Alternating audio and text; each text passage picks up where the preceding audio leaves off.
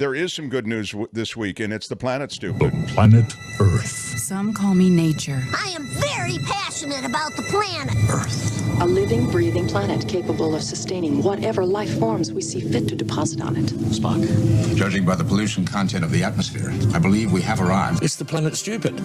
No, it's the planet stupid.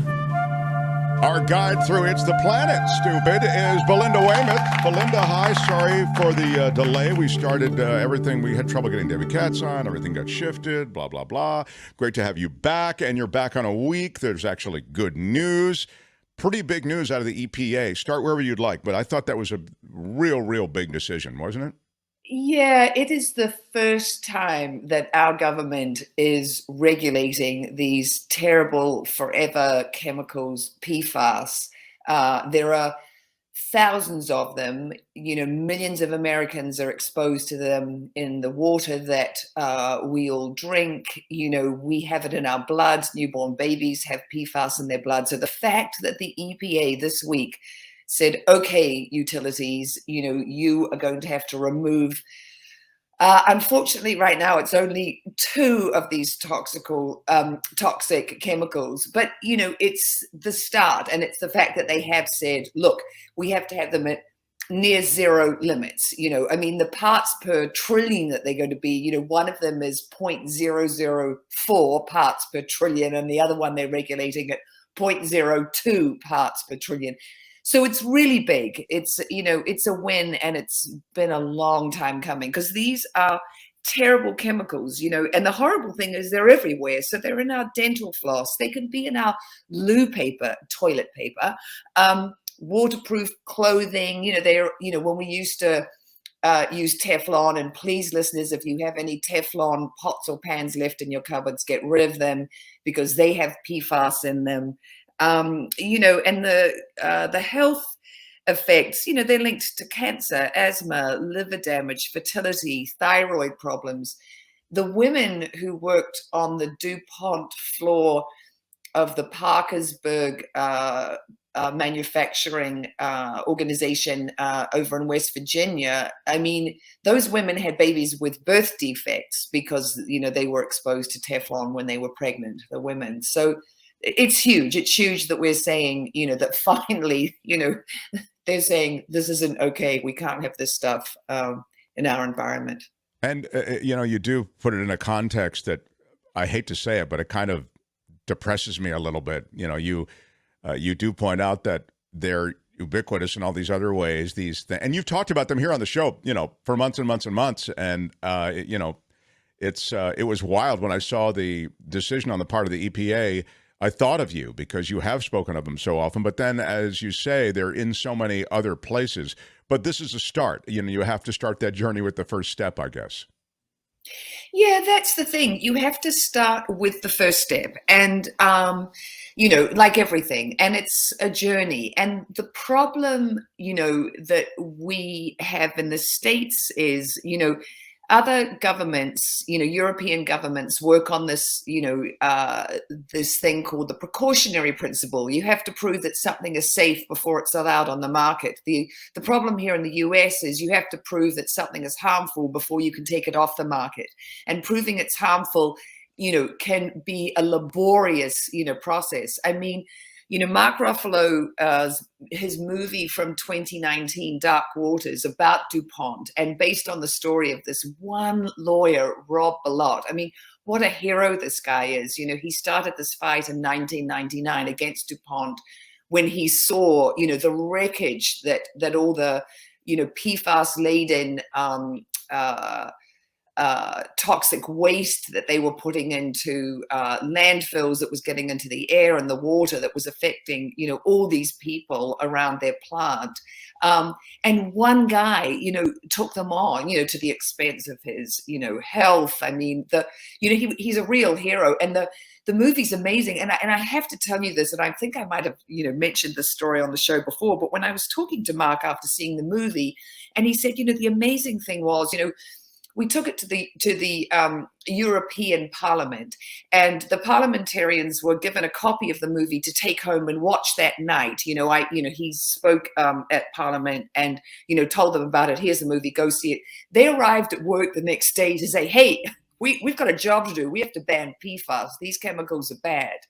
They got on it right away, and that's here things really sort of move a lot more slowly. Well, here they would never have watched the movie. I hate to say it, but I mean, our lawmakers are lazy, uninformed, and not to a person at all. That's why I hate when people say, well, all politicians are fill in the blank. No, there's some good public servants. I know them, and it is the case, though, in America that it just, you feel as though the corporate business polluting dog is wagged by the tail of those corporate polluters. So well, it is because of lobbyists, because we haven't had proper because of this we have to have campaign finance reform. We have to, because it's just too cozy a relationship. You're a big rich corporation. You fund these, politicians, their political campaigns, you help them get elected, and then you are totally, in bed with them. And, they want payback. And this, cozy relationship, what happens is it's the same old story. A few people get rich, while the many get poisoned. And it's just not okay. And so I think to have, Michael Regan being, head of the EPA, coming from North Carolina, where he, intimately knew about what PFAS, these chemicals were doing in the environment, we need people like him, we need people like Mark. And then there are all the on the ground people who have been, talking about PFAS and about having them regulated forever. And then, of course, the manufacturers jump in and say, this is going to be too much for us to spend and too much for the utilities to spend. But that's what they're saying. It's that's the complaint, is that it's going to be too expensive to clean up the water. Yeah, exactly. And then, it's like, hey, in the infrastructure bill, which was a landmark piece of legislation for the environment, $9 billion has gone to the EPA to invest in water programs. So, work together. The money is there, or there's a lot of money there. Sure. And, it's way more than they, what they've estimated it will cost to do the monitoring of waterways is, I think, $776 million. So if there's $9 billion at the EPA, Right. make some. Sure, petition for some of that money, and it could happen. There was a question here. This is sort of a practical question, but I thought it was an interesting one. Is there a special way, Lori is asking, to dispose of that Teflon cookware? That's because you did talk about, well, you just dump them in landfills and they. Is there? Do you know if I know that was kind of out of left field, but it is an interesting question that Lori asked. Yeah, no, it's totally an interesting question and a really good one. So thank you, Lori, for asking that. So here's the thing, how we can get, you can take all your e-waste and all your toxic stuff that you have around the house, and you can take it to your municipal waste management organization and say, here's all my nasty stuff, and they deal with it. So I would put my Teflon fry pans and my Teflon pans and stuff in that toxic waste. And yes, it's a pain, because, it would be great if, here, we can call up the city of Santa Monica and we can make an appointment, and then you have to have it in your letterbox and it's on a particular day, blah, blah, blah. And you might have more than what would go in the letterbox, but you might have to do a bit of research to find out how to dispose of it, but it's really good to dispose of it in a responsible way. So I love the impulse that you want to do it in the right way. Yeah. So in our remaining moments, and again, apologies for having a late start, but I think we'll get a pretty good chunk of information out here. The other thing that was sort of coexisting with the good news from the EPA was the decision by the Biden administration to allow Conoco to drill in Alaska in this hugely embattled decision that really represents drilling in a pristine area.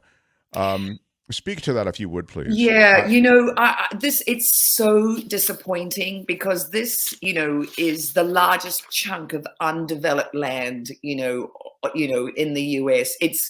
I mean, to me, it's a truly like like what are you Right. doing? But here's the thing about it. So sort of to back up a little bit, Conoco Phillips have had valid existing lease rights to that area for 2 decades. So legally, what they're saying is, Biden, the Biden administration kind of have their back against the wall because they could be on the hook for $5 billion, in legal fees because if, Conoco Phillips, if they don't, honor those leasing rights, can take them to court.